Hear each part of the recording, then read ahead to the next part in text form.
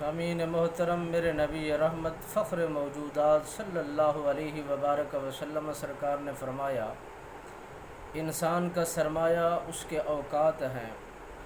جب وہ بہترین کاموں میں اپنا سرمایہ صرف نہیں کرتا، ضائع کرتا ہے، تو کسی اچھے کام کی خاطر اپنے اوقات کو ضائع کر دیتا ہے، اس کی قدر نہیں کرتا، اس کی اہمیت کو نہیں جانتا، اس کے قدر کی پہچان نہیں کرتا، تو اس کا وقت اس کے ہاتھ سے نکل گیا، پھر اس کے بعد پچھتاوا ہی پچھتاوا ہے۔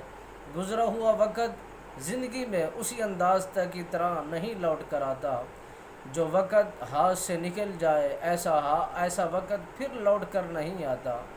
میرے نبی رحمت فخر موجودات صلی اللہ علیہ وبارک وسلم سرکار نے فرمایا، وہ انسان کامیاب ہے جس نے اسلام کی خوبیوں کو جاننے کے بعد پھر بھی وہ اپنی اصلاح نہ کر سکا، وہ وقت کو ضائع کر بیٹھا اور اپنے وقت کی قدر نہ کر سکا، تو وہ انسان خسارے میں ہے اور اس کا پچھتاوا ہمیشہ کے لیے رہتا ہے۔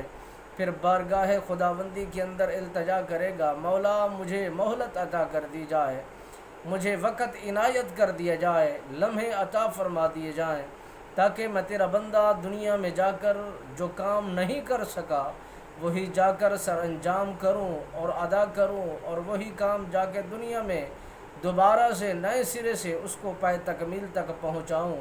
میرا خالق میرا مالک فرماتا ہے، وہ وقت تیرا ضائع ہو چکا ہے اور تو نے اس وقت کی قدر نہیں کی، تو اس کے اب پچھتاوے کے علاوہ تمہارے پاس اور کچھ نہیں ہے۔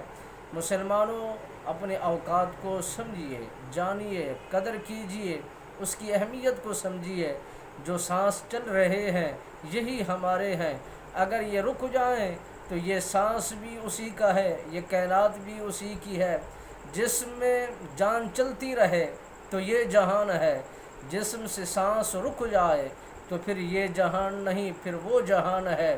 وہاں جانے کے لیے لمحوں کی مزید ضرورت نہیں ہے، وہاں جانے کے لیے کسی اسٹامپ کی ضرورت نہیں ہے، کسی کے اجازت نامے کی ضرورت نہیں ہے۔ آنے کی ترتیب ہے، جانے کی کوئی ترتیب نہیں۔ جو بعد میں آیا وہ پہلے چلا گیا، جو پہلے آیا وہ بعد میں گیا۔ تو اس لیے اپنی تیاریاں مکمل رکھیے تاکہ بارگاہ خداوندی میں جائیں تو اپنے سرمایے کو جو ہم نے پایا، وقت پایا، اس کی اہمیت کو سمجھیے، اس کی قدر کیجیے۔ یقیناً رب رحمان راضی ہو جائے گا، ہمارے آنے کے مقاصد پورے ہو جائیں گے۔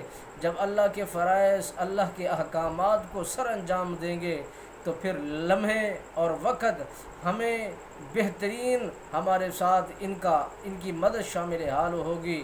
دعا ہے رب العالمین ہمیں صحیح معنی دین اسلام کی اور دیے ہوئے خدا کے اس بہترین وقت کو، اس کی قدر کرنے کی توفیق نصیب فرمائے۔ آمین ثم آمین، وما علیہ الا البلاغ۔